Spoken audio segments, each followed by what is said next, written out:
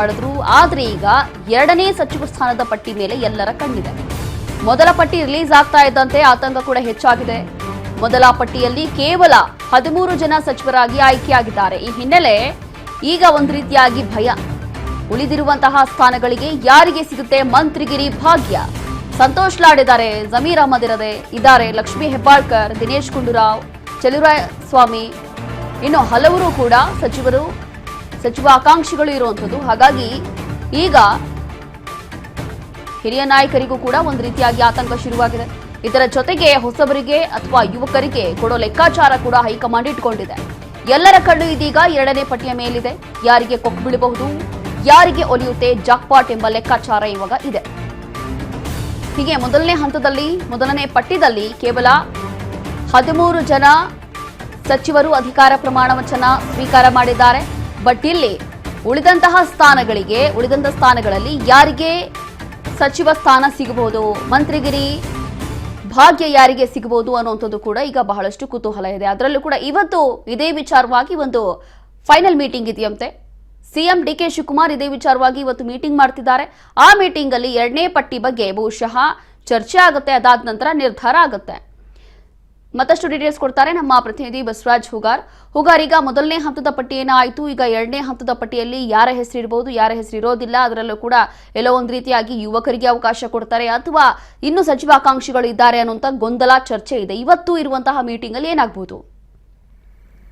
ರೋಶಿನಿ, ಈಗಾಗಲೇ ಒಂದ್ ಕಡೆ ಮೊದಲ ಪಟ್ಟಿ ಕೂಡ ಬಿಡುಗಡೆ ಆಗಿರ್ತಕ್ಕಂಥದ್ದು. ಇನ್ನ ಎರಡನೇ ಪಟ್ಟಿಯಲ್ಲಿ ಯಾರೆಲ್ಲ ಶಾಸಕರಿಗೆ ಅವಕಾಶ ಮಾಡಿಕೊಡ್ತಾರೆ ಅನ್ನುವಂತ ನಿಟ್ಟಿನಲ್ಲಿ ಬಹಳಷ್ಟು ಕುತೂಹಲಕ್ಕೆ ಕೂಡ ಎಡೆ ಮಾಡಿಕೊಡ್ತಾ ಇದೆ. ಸಚಿವರಾಗ್ಬೇಕು ಅನ್ನುವಂತಹ ಆಸೆ ಇಟ್ಕೊಂಡಿರ್ತಕ್ಕಂತಹ ಶಾಸಕರ ಪಟ್ಟಿ ದೊಡ್ಡದಾಗೇ ಇದೆ. ಆದ್ರೆ ಈ ಹಿಂದೆ ಸಂಪುಟದಲ್ಲಿ ಇರ್ತಕ್ಕಂತಹ ಮಾಜಿ ಸಚಿವರಿಗೂ ಕೂಡ ಮತ್ತೆ ಅವಕಾಶ ಮಾಡಿಕೊಡ್ಬೇಕು ಅನ್ನುವಂತ ನಿಟ್ಟಿನಲ್ಲಿ ಕೂಡ ಬಹಳಷ್ಟು ಕೂಗು ಕೂಡ ಇದೆ, ಆಗ್ರಹ ಕೂಡ ಇದೆ.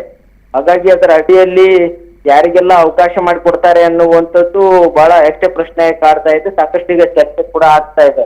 ಇನ್ನೇನು ಎರಡನೇ ಪಟ್ಟಿಗೆ ಕೂಡ ಸಿದ್ಧವಾಗಬೇಕು. ಅದರಲ್ಲಿ ಪ್ರಮುಖವಾಗಿ ಉಳಿದಿರುವಂತಹ ಸ್ಥಾನಗಳು ಯಾರಿಗೆ ಸಿಗ್ಲಿದೆ ಅನ್ನುವಂಥದ್ದು ಕೂಡ ಬಹಳಷ್ಟು ಈಗ ಕಾಂಗ್ರೆಸ್ ಪಕ್ಷದ ವಲಯದಲ್ಲಿ ಲೆಕ್ಕಾಚಾರಗಳು ಕೂಡ ಶುರುವಾಗಿದೆ. ಸಂತೋಷ್ ಲಾಡ್ ಆಗಿರ್ಬೋದು, ಜಮೀರ್ ಅಹಮದ್ ಆಗಿರ್ಬೋದು, ಲಕ್ಷ್ಮೀ ಹೆಬ್ಬಾಳ್ಕರ್ ಆಗಿರ್ಬೋದು, ಮತ್ತೆ ದಿನೇಶ್ ಗುಂಡೂರಾವ್ ಮತ್ತೆ ಸ್ವಾಮಿ ಸೇರಿದಂತೆ ಕೆಲವರಿಗೆ ಕೂಡ ಆತಂಕ ಸೃಷ್ಟಿಯಾಗಿದೆ. ನಮಗೆ ಮತ್ತೆ ಸಚಿವ ಸ್ಥಾನದ ಸಂಪುಟದಲ್ಲಿ ಅವಕಾಶ ಸಿಗುತ್ತೋ ಸಿಗಲ್ವೋ ಅನ್ನುವಂಥದ್ದು ಕೆಲವರು ಕೂಡ ನಿರೀಕ್ಷೆ ಇದೆ ಅನ್ನುವಂತ ಅಭಿಪ್ರಾಯಗಳನ್ನ ವ್ಯಕ್ತಪಡಿಸ್ತಾ ಇದ್ರೆ, ಇನ್ನು ಕೆಲವರು ಆತಂಕದಲ್ಲಿ ಕೂಡ ಇರ್ತಕ್ಕಂಥದ್ದು. ಅದರ ಜೊತೆಗೆ ಯುವಕರಿಗೂ ಕೂಡ ಅವಕಾಶ ಮಾಡಿಕೊಡ್ಬೇಕು ಅನ್ನುವಂತ ಲೆಕ್ಕಾಚಾರದಲ್ಲಿದ್ದಾರೆ. ಮೊದಲ ಬಾರಿಗೆ ಗೆದ್ದಂತವ್ರು ಕೂಡ ಸಾಕಷ್ಟು ಪೈಪೋಟಿ ಕೂಡ ನಡೆಸ್ತಾ ಇದ್ದಾರೆ. ಅದರಂತೆ 3-4 ಬಾರಿ ಗೆದ್ದಿರ್ತಕ್ಕಂಥ ಶಾಸಕರು ಸಹಿತ ನಮಗೂ ಕೂಡ ಒಂದು ಅವಕಾಶ ಮಾಡಿಕೊಡಿ ಅನ್ನುವಂತ ನಿಟ್ಟಿನಲ್ಲಿ ಕೂಡ ಮುಂದಾಗ್ತಾ ಇದ್ದಾರೆ. ಹಾಗಾಗಿ ಹೈಕಮಾಂಡ್ ನಾಯಕರು ಯಾರಿಗೆಲ್ಲ ಅವಕಾಶ ಕೊಡುತ್ತೆ, ಹಿಂದೆ ಇಟ್ಟಿರ್ತಕ್ಕಂಥ ಕೂಡ ಪ್ರಭಾವಿ ಶಾಸಕರು ಕೂಡ ಇದ್ದಾರೆ, ಅವರಿಗೆ ಮತ್ತೆ ಅವಕಾಶ ಮಾಡಿಕೊಡುತ್ತಾ ಅನ್ನುವಂಥದ್ದು. ಮಹಿಳೆಯರಿಗೂ ಕೂಡ ಈ ಮೊದಲ ಪಟ್ಟಿಯಲ್ಲಿ ಅವಕಾಶ ಮಾಡಿಕೊಟ್ಟಿಲ್ಲ. ಅದರಲ್ಲಿ ಯುವಕರಿಗೆ ಒಂದ್ ಕಡೆ ಆದ್ಯತೆ ಅನ್ನುವಂತ ನಿಟ್ಟಿನಲ್ಲಿ ಮುಂದಾದ್ರೆ ಕೆಲವೊಂದಿಷ್ಟು ಜನರಿಗೆ ಅವಕಾಶ ಮಾಡಿಕೊಡುವಂತ ಸಾಧ್ಯತೆ ಇದೆ. ಲಕ್ಷ್ಮೀ ಹೆಬ್ಬಾಳ್ಕರ್ ಅವ್ರಿಗೆ ಕೂಡ ಬಹಳ ನಿರೀಕ್ಷೆಯಲ್ಲಿದ್ದಾರೆ. ಆದ್ರೆ ರೂಪಕಲಾ ಶಶಿಧರ್ ಅವರು ಕೂಡ ನಿರೀಕ್ಷೆಯಲ್ಲಿದ್ದಾರೆ. ಹಾಗಾಗಿ ಇಬ್ಬರಲ್ಲಿ ಯಾರಿಗೆ ಸಿಗುತ್ತೋ ಅನ್ನುವಂಥದ್ದು ಕೂಡ ಸಾಕಷ್ಟು ಒಂದ್ ಕಡೆ ಕುತೂಹಲ ಕೆಡೆ ಮಾಡಿಕೊಡ್ತಾ ಇದೆ.